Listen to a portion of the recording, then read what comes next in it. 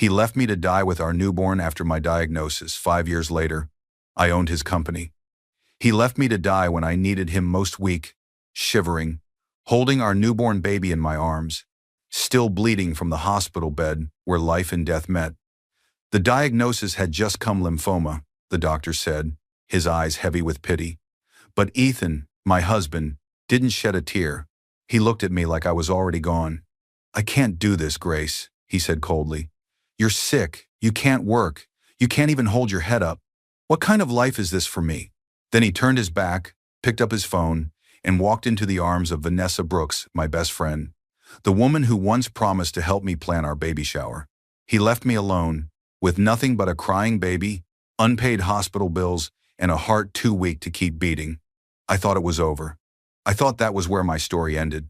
But pain doesn't always bury you, sometimes it plants you. And the woman he left to die would one day stand over everything he built. This is not just a story about betrayal. It's a story about survival, dignity, and divine justice. How a broken mother became the architect of her own empire. Dear viewers, as we begin, I ask you to stay, subscribe, and in the comments tell us where you're watching from. Because somewhere, another woman is fighting her battle, and she needs to know she's not alone. The hospital room was too quiet, too clean for the kind of news that could break a soul. Grace Miller held her newborn daughter, Sophia, close against her chest as the doctor's voice sliced through the silence. "Mrs. Miller," he said softly, "your biopsy results are back. It's lymphoma, but we caught it early with immediate treatment. You have a strong chance." Grace froze. The words didn't make sense. She looked down at Sophia, her tiny hand curling weakly around her mother's finger, the soft rhythm of her breathing grounding her in reality. "I just had my baby," she whispered. "How can this be happening now?" Across the room, Ethan Miller, her husband, stood by the window, scrolling on his phone. The light from the screen reflected in his cold eyes. He didn't move, didn't even look at her. "Ethan?" she said softly, her voice cracking. "Did you hear him? It's cancer." "I heard," he said, slipping the phone into his pocket. "So, what now? How long is this going to take?" The doctor blinked. "Chemotherapy would begin within the week. The side effects can be tough fatigue, hair loss, nausea." "Hair loss?" Ethan cut in sharply. "How long will she be like that?" Grace stared at him in disbelief. "Like that? I'm sick, Ethan. I could die." He sighed, his expression twisting. "You always make everything sound worse than it is. Maybe if you stopped worrying so much." The doctor cleared his throat awkwardly. "I'll give you both a moment." He left quietly, closing the door behind him. The silence that followed was heavy, suffocating. Grace's chest rose and fell rapidly as tears blurred her vision. "Ethan, please. I just need you to stand with me. I'm scared." Ethan turned away, staring out at the city lights. "I can't handle this, Grace. I have a company to run. Investors don't wait for sick wives and crying babies." Her voice broke. "I'm your wife. This is your daughter." He didn't look back. "You'll be fine." The door clicked shut as he left, and the sound echoed louder than any argument could. Grace looked down at Sophia, her tiny face resting peacefully against her mother's heart. The tears fell freely now. "Don't worry, my baby," she whispered shakily. "Mommy's not going anywhere." But deep down, her body already felt like it was betraying her cell by cell. Outside, a nurse passed by and paused to peek in. Dr. Maya Robinson, Grace's oncologist, stood behind the glass for a moment, watching the young mother wipe her tears and force a brave smile for her child. Maya whispered to herself, "She's stronger than she knows." And in the corridor's reflection, Vanessa Brooks appeared, bringing a bouquet and a secret text already waiting on Ethan's phone. Tomorrow, Grace's fight for life would begin, and so would Ethan's slow descent into ruin. The knife slammed against the porcelain plate. "Do you really have to eat like that?" Ethan's voice cut through the air, sharper than the sound itself. Grace froze mid-bite, her hands trembling slightly. It was her first meal home after starting chemotherapy. The faint scent of hospital sanitizer still lingered on her skin, no matter how hard she scrubbed. The dining room glowed under a silver chandelier, but the air felt colder than the marble floor beneath her feet. Across from her sat Ethan, perfectly dressed, scrolling through his phone. His mother, Helen Miller, sipped her wine slowly, her gaze filled with judgment. "You look tired," Helen said, her tone dripping with false concern. "Perhaps you should stay upstairs when guests visit. No one wants to lose their appetite." Grace tried to smile, though her lips quivered. "It's just the treatment, Helen. I'm managing." "Managing?" Helen scoffed. "Ethan works day and night to build this family's name, and you're here, managing." Her eyes drifted to the baby monitor on the table, where soft coos came from the nursery. "And dragging a baby into this chaos when you can barely stand? Irresponsible." Grace's chest tightened. She turned to Ethan, silently begging for him to stop his mother. He didn't even look up. "Helen," she said softly, "I know you're worried, but—" "Worried?" Helen interrupted, her voice rising. "I'm ashamed. My son didn't marry a charity case." The words struck like stones. Grace's fork slipped from her hand, clattering on the plate. Her throat burned, but she forced herself to swallow her tears. "I didn't choose this illness," she whispered. Ethan looked up then, finally, but his eyes weren't filled with empathy. They were tired, distant, cold. "She's right," he said. "This house feels heavy. I come home and it's like walking into a hospital ward." Grace's heart dropped. "Ethan, please. I'm trying. I still do the accounting, the cooking." He cut her off. "That's not the point. You're different now. I just need peace." Helen smirked, swirling her wine. "Peace doesn't come from sickness, my dear. It comes from strong women. Like Vanessa." The name hit Grace like a knife. "Vanessa?" she repeated quietly. Ethan's phone buzzed on the table. A message flashed on the screen before he quickly turned it over. "Vanessa Brooks, proud of you tonight. You deserve better." Grace stared at the phone, her vision blurring. Her closest friend, the same woman who once brought her soup after chemo sessions. Her hands tightened into fists beneath the table. The rest of the dinner passed in silence, broken only by the clinking of silverware. Ethan and his mother talked about business, events, image, all the things that no longer included her. When the plates were cleared, Grace stood slowly, her legs weak. "I'll check on Sophia," she murmured, her voice small. No one stopped her. As she climbed the stairs, she heard Helen whisper, "He needs to think about his future, not drag around dead weight." Grace paused mid-step, her hand gripping the rail as tears rolled down her face. Upstairs, she walked into the nursery, sat beside her baby and whispered, "It's okay, my love. Mommy's here.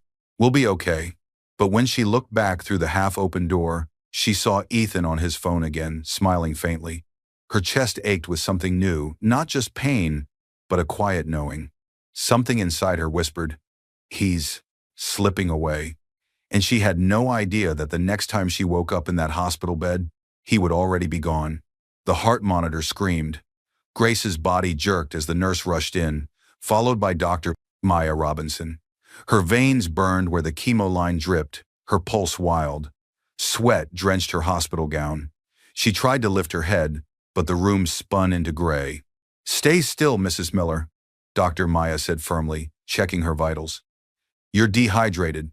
We'll need to keep you overnight." Grace nodded weakly, barely able to speak. "Can you call my husband? Please." The nurse picked up the phone, dialed and handed it to Grace. Ethan's voice answered, cold, distant. "Ethan," Grace whispered, her lips trembling. "I'm not doing well. They want me to stay tonight. Can you come? Just for a little while." There was silence on the line, then a sigh. "I'm in a meeting," he said. "You'll be fine. Don't make everything dramatic, Grace." "I'm scared," she choked. He cut her off. "I'll check in later." The call ended. Her hand dropped. The phone slid off the bed and hit the floor with a hollow sound. Hours passed. Nurses came and went. Olivia, the kind nurse from before, stayed late, adjusting the IV with gentle hands. "He'll come, honey," she said quietly. "Sometimes people freeze under pressure." Grace wanted to believe her, but the emptiness beside her bed said otherwise. By morning, the sunlight that crept through the blinds was pale and cruel. Grace blinked awake to the rustle of papers. Dr. Maya was standing at the foot of her bed, holding a discharge form. "Who authorized this?" Grace asked weakly.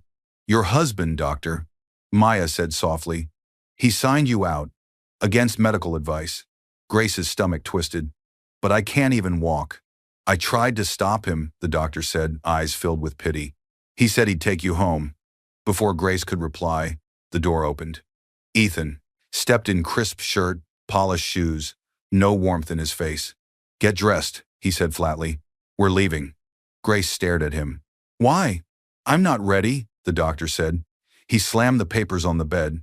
We can't afford to waste money here. You look fine. Stop acting like a victim. Her breath caught. Ethan, I'm not acting. I could die. He turned away. Then die at home. I'm tired of this pity show. The room went silent except for the IV's rhythmic beep. Olivia stepped forward, her voice trembling. Sir, please. She's too weak to go. Ethan's glare silenced her. Stay out of it. Grace tried to stand, but her legs buckled. Ethan didn't help her. He grabbed her bag, tossed it onto the wheelchair, and pushed her toward the door. The bracelet on her wrist. Patient Grace Miller slipped down her arm, catching the sunlight one last time before it fell to the floor. As the door shut behind them, Olivia bent down and picked it up. Her eyes followed Grace's fading figure. Under her breath, she whispered, No one deserves this. And that night, as the rain began to fall outside the hospital windows, Olivia made a decision that would change Grace's fate forever. The door slammed so hard the baby woke screaming. Grace stumbled into the rain, her hospital gown hidden under Ethan's old coat, her body trembling from weakness. The cold stung her bald scalp as thunder cracked across the sky. Ethan's voice echoed behind her, sharp and final. Don't come back, you hear me? You're on your own, Grace. I'm done playing nurse to a dying woman. Then the door locked. She stood there, clutching Sophia against her chest, the infant wailing in the storm. The street was empty.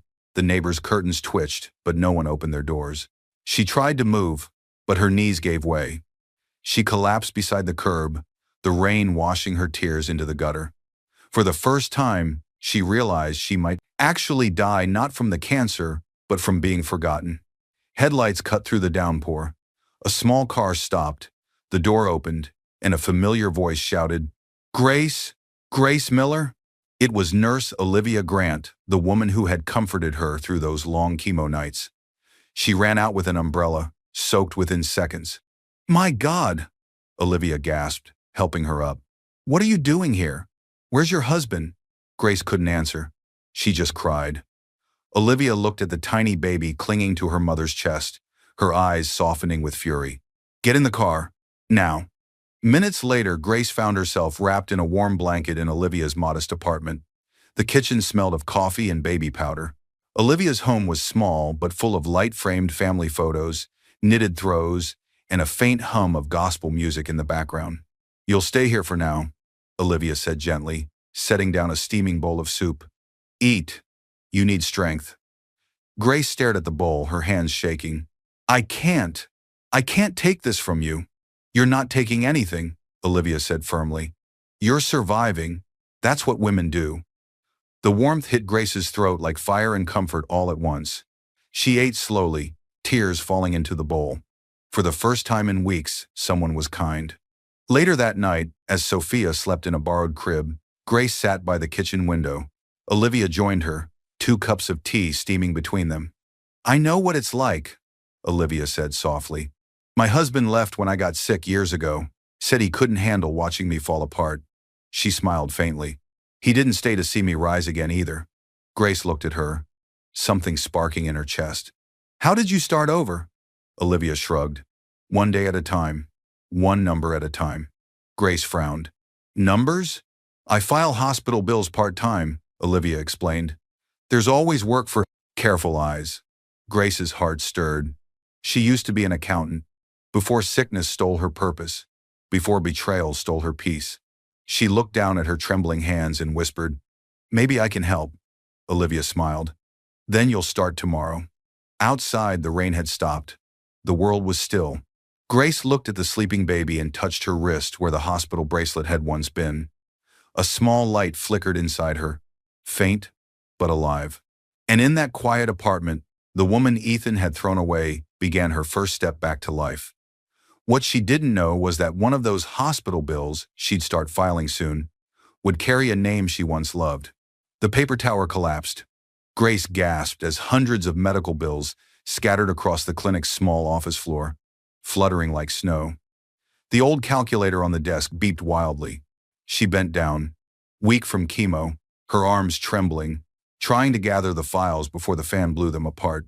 "Careful!" Olivia called from the hallway, rushing in. "These belong to the accounts department. They fine people if even one is misplaced." "I'm sorry," Grace whispered, clutching a handful of documents.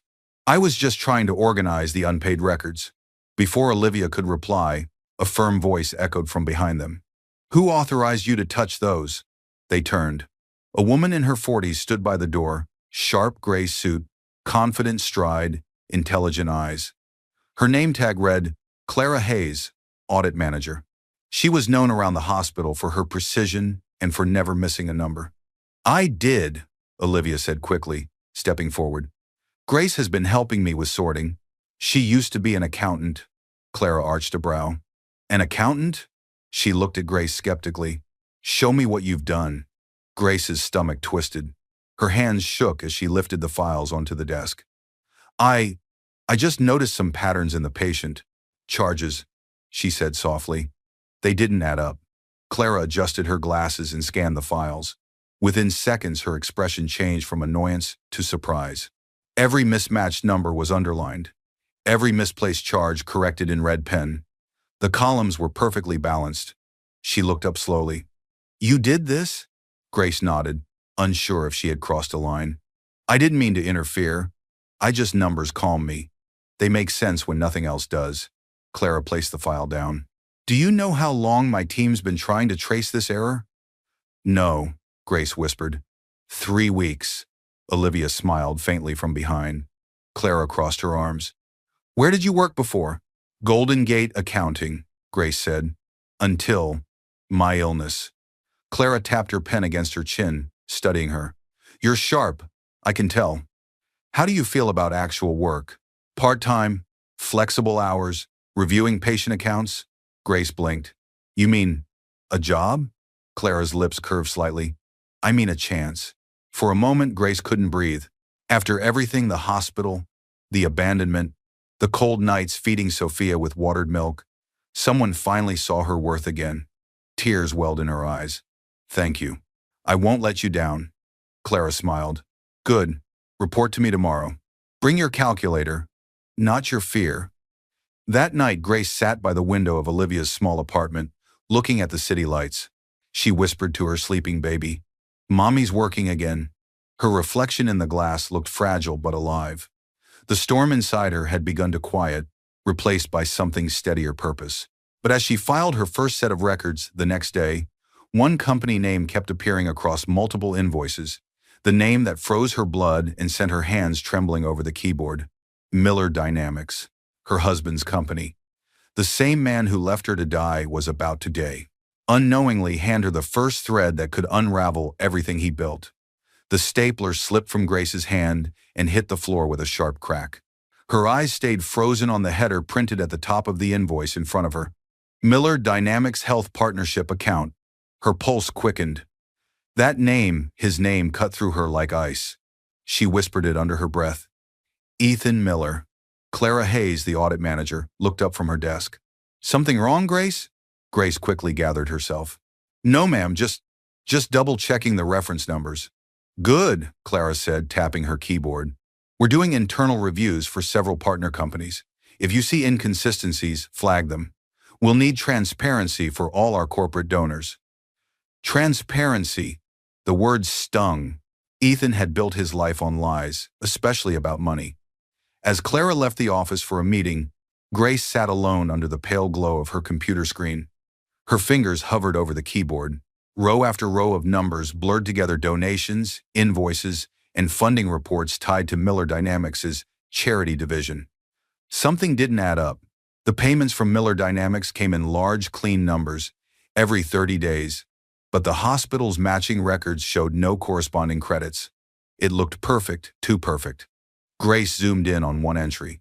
The signatory read Trevor Kane, CFO. Trevor, Ethan's best friend. The man who toasted them at their wedding. Her hands trembled. She tried to focus, whispering to herself, "Stay calm. Just numbers. Just work." But the ache in her chest wouldn't stop. The man who threw her out was now moving hospital funds meant for patients like her. She clenched her fists. "You're still taking, even from the sick," she muttered. "Grace?" She looked up to see a tall man in glasses standing at her desk. His ID read Marcus Lee, forensic auditor. "I didn't mean to startle you," he said with a calm smile. "Clara said you're the new one who sees through numbers like glass." "Impressive." Grace forced a polite nod. "Just trying to do my part." Marcus leaned closer, his voice low. "Miller Dynamics, right? Their books smell funny. You notice it too?" Grace hesitated. "Maybe, but I'm still confirming." Marcus smiled knowingly. "Be careful, that company's got layers, hidden ledgers, offshore accounts. I've been chasing their trail for months." Her stomach turned. "You think it's fraud?" He straightened. "I think it's worse."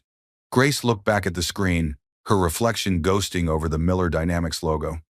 The woman in the glass didn't look sick anymore, she looked determined. "Can you help me find the truth?"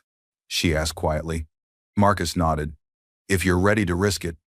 She thought of Olivia's kindness, of Sophia's small fingers curling around hers, of Ethan's voice saying, "You're nothing but a burden."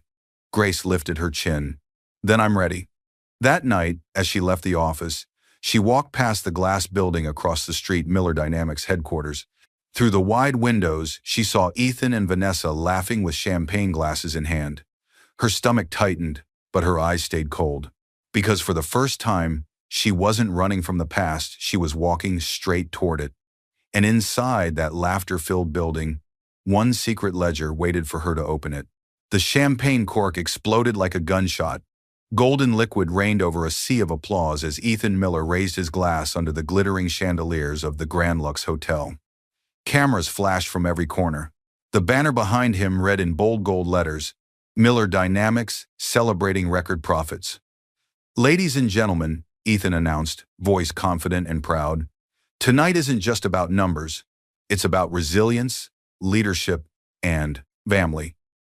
Beside him stood Vanessa Brooks, dazzling in a silver gown. Her manicured hand rested on his arm as she smiled for the cameras, the perfect picture of success. But behind her gloss lips, her eyes darted nervously toward Trevor Kane, the company's CFO, standing near the stage with a stiff smile and sweat glistening on his temple. Trevor forced a toast. "To the man who rebuilt Miller Dynamics from the ground up." His voice cracked slightly. Vanessa's smile tightened. The crowd clapped again, believing every word. But behind the luxury, lies were stacked higher than the champagne glasses. At that exact moment, miles away, Grace sat in her small apartment, staring at her laptop screen. The live news feed showed Ethan's face, bright and proud. The headline read, "Ethan Miller, the visionary CEO." Her chest ached, not from sickness this time, but from disbelief. The same man who left her starving was being praised for funding the very hospitals he'd stolen from.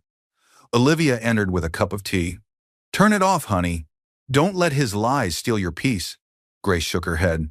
"No, Olivia. Lies only win when truth stays silent." She zoomed in on the newsfeed.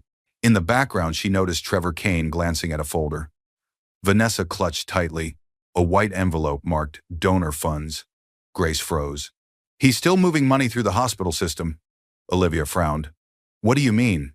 Grace whispered. "Those accounts. I've seen them in the audits." Her fingers trembled over the keyboard as she began tracing the numbers again. Each invoice led to another shell account. Each shell account led back to Ethan Miller's signature. Back at the gala, Vanessa leaned close to Ethan, her perfume thick with tension. "The numbers don't look right, Ethan. The press will notice." Ethan smirked. "Relax. As long as Trevor keeps the ledgers clean, no one will question us. We just need one more quarter of fake donations before the new investors buy in." Trevor's eyes flickered toward them. He heard every word and he looked terrified. As the band played and guests danced, Ethan and Vanessa posed for photos. "To love that never fades," she toasted playfully, her voice dripping with irony. Ethan kissed her cheek for the cameras, but the moment the flashes stopped, he whispered coldly, "Don't forget your place." Her smile faltered. Trevor turned toward the bar, muttering to himself, "This is going to collapse." And on the opposite side of the city, Grace printed out her findings, line by line. Evidence of fraud, hidden under layers of glamour. She stared at Ethan's photo on her screen, her voice steady and low. You built your empire on sickness, Ethan. Now it's time for truth to cure it. The printer finished whirring. The last page rolled out, the company seal glinting faintly under the lamplight. At the bottom of the document, one small note caught her eye, a signature authorization for upcoming donor verification. It was scheduled for next week at Miller Dynamics headquarters. Grace exhaled slowly. Her hand hovered over the folder of evidence. She knew exactly where she would be next Friday. The spreadsheet cracked open like a secret vault. Grace's eyes darted between two columns, one labeled Donor Health Relief Fund and another Executive Allocations. The totals matched perfectly, but one was for patients, the other for luxury bonuses. Her pulse quickened. No, she whispered. This can't be right. She enlarged the files, clicking through the ledger line by line. Transactions rolled down the screen, hospital donations rerouted into offshore accounts, all signed by the same two names, Ethan Miller and Trevor Kane. Her fingers trembled as she printed the pages. The sound of the printer echoed through the small office, each sheet sliding out like a verdict. The door creaked open. It was Marcus Lee, the quiet forensic auditor who had been helping her piece together numbers for weeks. His eyes widened when he saw the pile of documents. Grace, what did you find? She handed him the top sheet. Fraud. Massive fraud. He's been using hospital donations to fund his fake profits. Marcus skimmed the lines, his face hardening. This is criminal. I know, she said quietly. And it's not just numbers anymore. He's stealing from sick people, people like me. Marcus sat beside her. We can't take this to him directly. We'll need to go through the bureau. Grace stared at the glowing company logo on her monitor, Miller Dynamics, building healthier futures. Her voice trembled. He left me to die during chemo, and now he's stealing from patients who can't afford it. How much lower can he go? Marcus placed a hand on her shoulder. Grace, listen. Once we expose this, you can't go back. They'll come for you. Her eyes met his clear, determined, and no longer afraid. They already did once, she said, and I survived. He nodded slowly. Then we do this right. I'll back you up, but we'll need evidence from the source. She opened a folder on her desk, flash drives, printouts, time-stamped transfers, screenshots. Her meticulous mind had tracked every inconsistency for months. I have everything, she said. Marcus took a deep breath.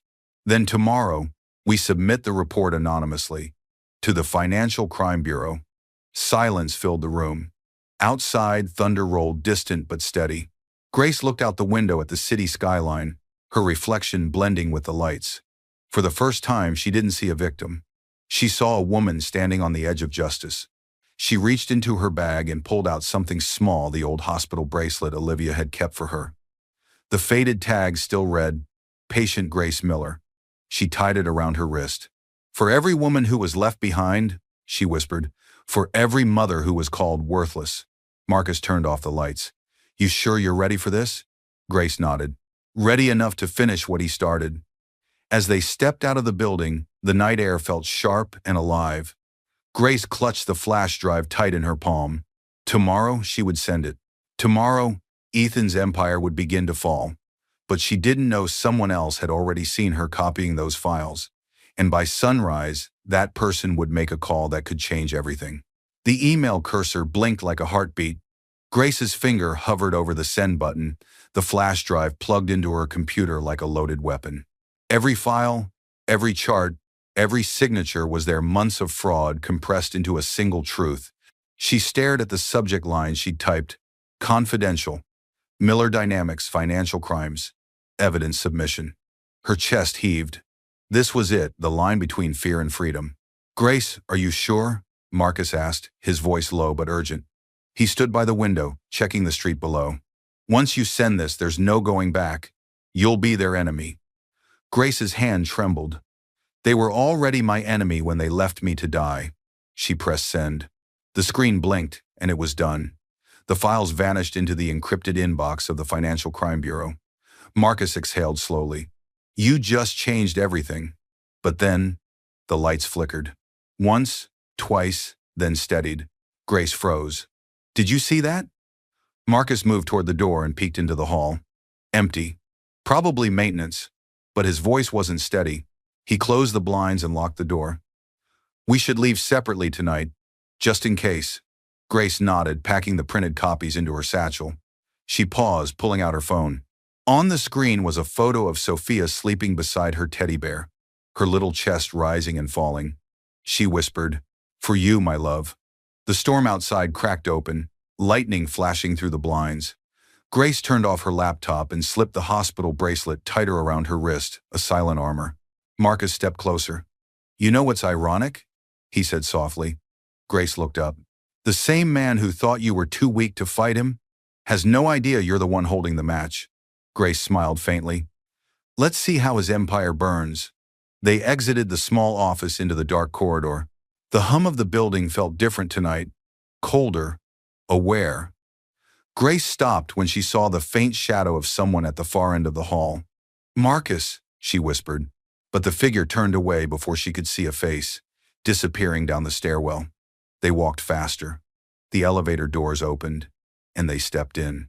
Grace's reflection glowed against the metal walls, tired but strong. As the doors slid shut, she caught her own eyes and whispered, "They'll never silence me again." When they reached the ground floor, the security guard nodded stiffly. "Long night?" Grace smiled faintly. "Just finished something important." Outside, the rain had stopped. The streetlights cast pools of amber light across the wet pavement. Marcus hailed a cab for her. "Stay quiet for a few days," he said. "They'll come asking questions soon. When they do, you say nothing." Grace nodded. "Understood." She got into the cab, watching the city blur past the window. A strange calm filled her chest, not peace, but resolve. Then her phone buzzed. Unknown number. She hesitated, answered. A woman's voice purred through the line, low and mocking. Well. Still alive, Grace? It's Vanessa. I heard you've been busy." Grace's grip tightened around the phone. "What do you want?" "Oh, nothing," Vanessa said sweetly. "Just thought you should know. Ethan knows someone's been snooping around. And he's coming. For you." The line went dead. Grace stared out into the dark streets, her pulse pounding. Tomorrow the storm would not just be outside, it would come straight for her door. The sirens wailed before sunrise. Red and blue lights flooded the polished glass of Miller Dynamics' headquarters as security officers shouted for staff to step away from their desks. The front doors burst open, and men in dark suits stormed in, flashing badges from the Financial Crime Bureau. "Freeze all transfers," one of them barked. "Seize every document, every drive, every file linked to Ethan Miller and Trevor Kane." Inside his office on the top floor, Ethan slammed his fist against the desk. "What the hell is going on?" he shouted, grabbing his phone. Vanessa, dressed in a designer coat, stood by the window, her face pale but her voice controlled. "They said it's a fraud investigation. Someone tipped them off." "Who?" Ethan roared. "Who would dare do this to me?" Before Vanessa could answer, the door flew open, and Trevor Kane stumbled in, his tie loosened, his face drenched in sweat. "Ethan, they've got everything, emails, ledgers, transfers. They're saying we stole from hospitals." Ethan turned on him like a wild animal. "You told me you cleaned the ledgers." I did," Trevor stammered, trembling. "But someone leaked the originals." Ethan grabbed his collar. "Who?" Trevor's voice cracked. "It had to come from inside the hospital. Someone with accounting access." Vanessa's eyes widened slightly, her lips curling into a smirk she quickly hid. "Grace Miller used to work in accounting, didn't she?" Ethan froze. "Grace?" His grip loosened. "She's nothing. She wouldn't dare." Vanessa stepped closer, her tone sharp. "Then why are her initials on some of the matching audit reports?" Ethan's face went pale. "That's impossible." Downstairs, journalists swarmed the building as agents carried out boxes, out of evidence. Cameras flashed. The world was watching his empire crumble. Across town, Grace sat in her small apartment, watching the live broadcast on television. The screen showed Ethan being ushered out of the lobby, shouting, "This is a setup! I'm innocent!" Her hand trembled, not from fear, but from the overwhelming power of justice finally turning. Olivia sat beside her, baby Sophia on her lap, whispering, "You did it, Grace. You really did it." Grace shook her head slowly. "No, the truth did." The camera zoomed in on Vanessa walking beside Ethan, pretending to look devastated. But Grace noticed the distance between them, the way Vanessa's eyes flickered to the cameras, already preparing her next move. "She's playing him," Grace murmured. "She'll save herself first." At the bureau headquarters, Trevor sat in an interrogation room, his hands trembling. Detective Harold Stone, calm but stern, placed the evidence files on the table. "Mr. Kane, your partner's blaming you. Says you orchestrated everything." Trevor's eyes widened. "He what?" "Help us," the detective said softly. "Tell us what really happened, and maybe we can help you." Trevor stared at the one-way mirror. He could almost see Ethan's reflection on the other side. Laughing, rich, untouchable. Rage twisted in his gut. He swallowed hard. "Fine," he said. "You want the truth? I'll give you every file, every email, every offshore account. Ethan and Vanessa planned everything. I just followed orders." Detective Stone leaned back, satisfied. "Good man." That night, the headlines spread like wildfire. Miller Dynamics fraud exposed investors. Pull out. CEO under investigation. Grace closed her laptop, tears sliding down her cheeks. Not tears of sadness, but release. Years of pain were finally cracking open into light. But just as she reached to turn off the lamp, her phone buzzed again. A message from an unknown number flashed on the screen. "This isn't over. You ruined me, Grace, and you'll pay for it. E.M." She froze, staring at the glowing letters in the dark. Then, somewhere in the distance, another news alert appeared on the TV. Ethan Miller released on bail vows, revenge. The battle wasn't over. It was only beginning. The gavel slammed against the wooden block. "Order in the court!" the judge barked as cameras flashed from the gallery. The packed courtroom buzzed with whispers. At the center, Ethan Miller sat rigid beside his attorney, his once polished suit now wrinkled, his eyes hollow. To his left, Vanessa Brooks kept her gaze fixed straight ahead, her lips trembling, but her poise unbroken. Across the aisle sat Grace Miller, calm and silent. Her dark dress was simple, her bald head now covered by a light scarf. The hospital bracelet peeked faintly from her wrist, a quiet reminder of where her fight began. At the prosecutor's table, Alan Pierce, the government attorney, rose to his feet. His voice echoed through the chamber, firm and clear. "Your Honor, we present the final piece of evidence linking Miller Dynamics' fraudulent charity accounts directly to Ethan Miller's personal gain. The whistleblower's documents have been verified by both the Bureau and the forensic audit team." Ethan slammed his palm on the table.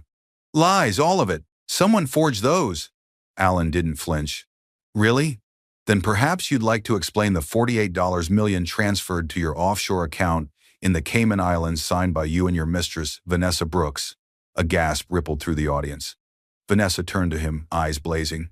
"You said they'd never trace it." Ethan glared at her. "You're the one who handled the transfers." "Enough," the judge thundered. "You'll both have your turn." Alan nodded toward the bench. "If it pleases the court, I'd like to reveal the whistleblower's identity. The one who risked everything to uncover the truth." Ethan chuckled bitterly. "Whoever it is, they're finished. No one crosses me and walks free." Alan stepped aside. The back door opened. Grace rose quietly, walking toward the stand. The room went silent. Ethan's face drained of color. "No, it can't be you." Grace met his eyes. "You said I was nothing, Ethan. You said I'd never stand again. But here I am, standing on the truth you tried to bury."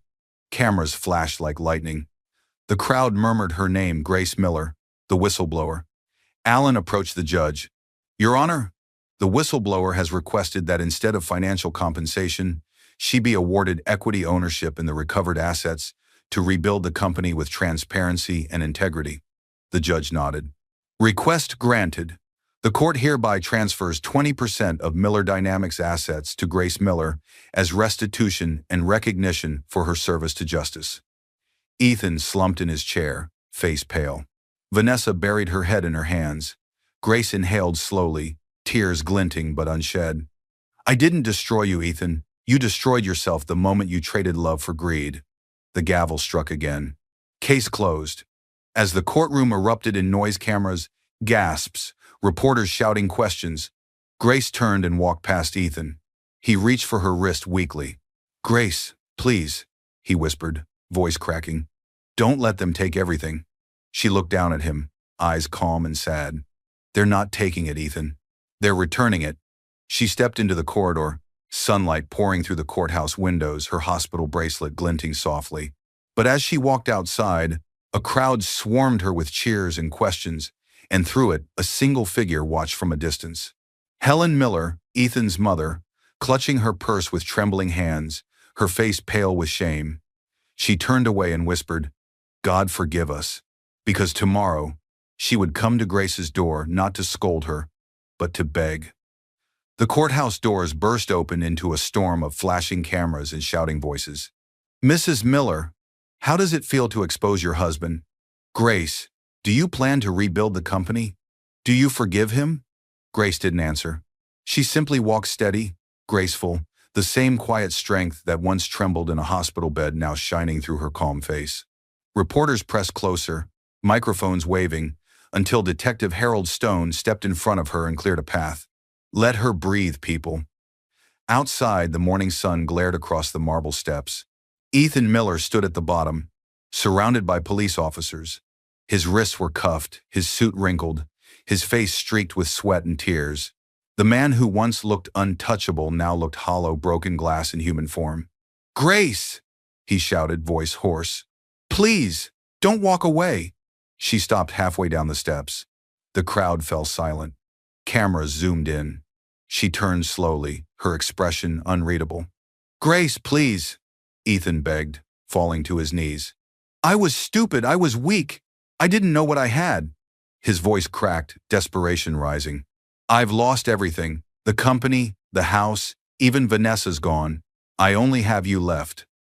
Grace stared at him, her heart pounding but her face calm. "No, Ethan," she said quietly. "You had me, and you threw me away." He shook his head, tears spilling. "I was scared. You were sick. I didn't know how to handle it. I thought if I started over, I could escape it all." She stepped closer, her voice still soft but cutting through the air. "You didn't escape, Ethan. You infected everything you touched with the same disease pride." Reporters held their breath. Even the officers froze. Ethan reached for her hand, but she didn't move. He whispered, "Please, say you forgive me. I can't live knowing. You hate me." Grace looked down, tears filling her eyes, not for him, but for the years she lost, believing his love was her lifeline. "I forgive you," she said at last. "But forgiveness doesn't mean return. It means I've let go of what you broke." He blinked, confused. "What does that mean?" "It means I'm free," she whispered. Ethan broke completely, sobbing into his hands as the crowd looked on. Grace turned, the sun catching the silver glint of the hospital bracelet still on her wrist. It shimmered like a quiet crown, not of pity, but of victory earned through pain.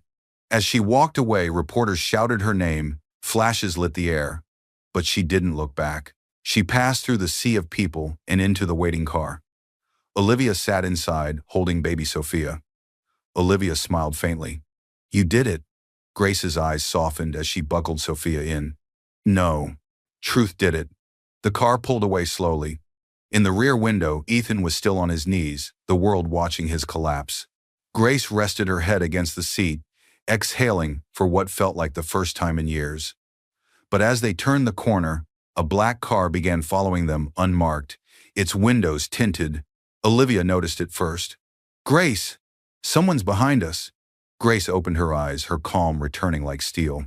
Let them follow. Because the next time she stepped into that company building, she wouldn't be the broken wife, she'd be the one giving orders.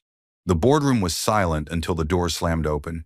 Every executive turned their heads as Grace Miller stepped in, dressed in a crisp white suit, her scarf neatly tied, her hospital bracelet still gleaming faintly against her wrist like a mark of survival. She carried a folder under her arm, not heavy, but commanding. The nameplate on the wall still read Miller Dynamics, though half the board had already resigned. Peter Chang, the oldest board member and acting chairman, rose immediately. "Mrs. Miller," he said, his voice careful but respectful. "We didn't expect you here so soon." Grace walked to the head of the table. "You should have," she said softly. "After all, I own 20% of this company now." A few members exchanged nervous glances. The company's logo flickered weakly on the projector, a symbol of decay. Peter cleared his throat. The company is in crisis, Grace. Stocks have dropped 80%, the media's ruthless, and investors are pulling out. We need a new face, someone the world can trust. Grace laid the folder on the table, flipping it open. Inside were detailed plans for restructuring, charity reinvestment, and a new name. Her tone was calm, steady. You don't need a new face, she said. You need a new heart. A murmur rippled through the room. Marcus Lee, the forensic auditor who had worked beside her through the investigation, leaned forward. I've reviewed her proposal, he said. It's clean, transparent, and it rebuilds public trust through hospital reinvestments. If we want to survive, she's our best chance. Peter nodded slowly, then looked around the room. All those in favor of appointing Grace Miller as acting CEO for the Reformation phase, raise your hands. For a long second, no one moved. Then one hand went up. Clara Hayes, the mentor who had first discovered Grace's gift for numbers. Then Marcus. Then two more. Finally, every hand was raised. Peter turned to Grace with a faint smile. The vote is unanimous. Congratulations, Mrs. Miller. Grace took a slow breath. The woman who once begged for food during chemo now stood at the very top of the empire that had discarded her. She looked out through the glass wall at the city skyline, sunlight breaking through the clouds. Then let's rebuild it, she said quietly. The right way. Applause broke out, polite but genuine. As the meeting ended, Grace stood alone for a moment, touching the edge of the old company name on the wall. She whispered, "No more lies." Marcus stepped beside her. "You know, Ethan will see this on the news," he said softly. Grace's eyes flickered with calm fire. "Then he'll finally see what strength looks like." Outside, reporters were already gathering, sensing the announcement to come. Grace squared her shoulders and headed toward the door, her heels clicking like punctuation marks of destiny. But as she reached for the handle, Peter caught her arm gently. "One more thing," he said. "Vanessa Brooks called the office this morning. She's asking for a meeting." Grace's lips curved faintly, not in anger, but in quiet readiness. "Then let her come," she said. "It's time we both see what truth looks like in daylight." And as she walked out to face the press, the lights flared, the start of her public rebirth. The cameras flashed as the elevator doors opened.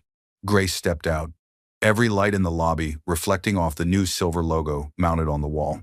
The Sophia Group. The old Miller Dynamics name was gone, replaced with something purer, built from truth. The same building where she had once walked in as an abandoned wife now greeted her as its CEO. The press waited, rows of microphones angled toward her. She took the stage with steady poise, flanked by the people who had believed in her: Olivia Grant, Dr. Maya Robinson, Clara Hayes, and Marcus Lee. Each stood not just as colleagues, but as survivors who had helped her rise. "Good morning," Grace began, her voice clear and calm. "This company was born from lies, but today it stands on truth. We are rebuilding from the ashes, not for profit, but for people. The Sophia Group will fund hospitals, provide free cancer treatment for mothers, and create opportunities for those forgotten by the world, just like I once was." The crowd fell silent, many reporters lowering their cameras as emotion thickened in the air. Clara wiped a tear discreetly. "You did it," she whispered. Grace smiled softly. "We did it." A large screen behind her came alive with images: children in hospitals, nurses at work, families reunited through the Sophia Foundation's outreach. Each clip told a story of renewal, hope, and the healing power of compassion. As she finished her speech, applause thundered through the hall. Grace bowed her head slightly, the moment humbling her more than triumphant. When she raised her gaze, sunlight poured through the tall windows, wrapping her in gold. Later that evening, she stood in her new office, watching the city lights shimmer. The walls were different now, no plaques of luxury, just quiet photos of progress and a single framed object on her desk: her hospital bracelet. Olivia entered softly. "They're waiting downstairs," she said. Grace turned. "Who?" Olivia hesitated. "Helen Miller." Grace's chest tightened. The mother-in-law who once called her a curse now stood downstairs, waiting like a shadow from another life. Moments later, Helen entered the office, her eyes red and weary. "Grace," she whispered, "I had no right to treat you the way I did. I believed lies. I see now what you've become, and I'm ashamed." Grace studied her for a moment, then motioned toward a chair. Sit. Helen sunk down, trembling. Ethan's gone, Grace. Prison broke him. He talks about you every day, how he should have stayed, how he threw away the only good thing he ever had. Tears streamed down her face. I came to ask, not for forgiveness, but for peace. Grace walked to the window, her reflection merging with the city below. You can have peace, she said softly. But forgiveness isn't a word, it's a choice, and I made it long ago for me, not for him. Helen nodded slowly, relief and shame mingling in her eyes. You're stronger than all of us. Grace turned back, offering a faint smile. No, I just refuse to stay broken. They stood quietly for a while, the silence filled with understanding. Outside, the night deepened, and the city lights looked like stars reborn. The next morning, Grace stood in a sunlit garden beside a marble plaque that read, "The Sophia Foundation, in honor of every mother who fought to live." Reporters gathered again, but this time the questions were softer. Mrs. Miller, one asked, how does it feel to own the empire that once left you to die? Grace smiled, the wind brushing her hair gently. I didn't win, she said. Truth did. A hush fell. Cameras clicked, but no one spoke. She turned toward the small statue of a mother holding her child, her eyes glistening. Beside her, little Sophia, now 5 years old, held her hand. Mommy, she whispered. Was this the place Daddy worked? Grace knelt and smiled. It was, sweetheart. But now it's the place where healing begins. The crowd applauded softly as Grace lifted Sophia into her arms. The hospital bracelet gleamed on her wrist, once a symbol of pain, now a badge of purpose. And as she walked down the garden path, the sun rising behind her, her voice carried gently through the air. For every woman who was broken and every child who gave her strength, this is not the end. It's the beginning. The camera zoomed in on the bracelet, the engraved name Grace Miller shining in gold light, then faded to white, and the world finally knew what true victory looked like.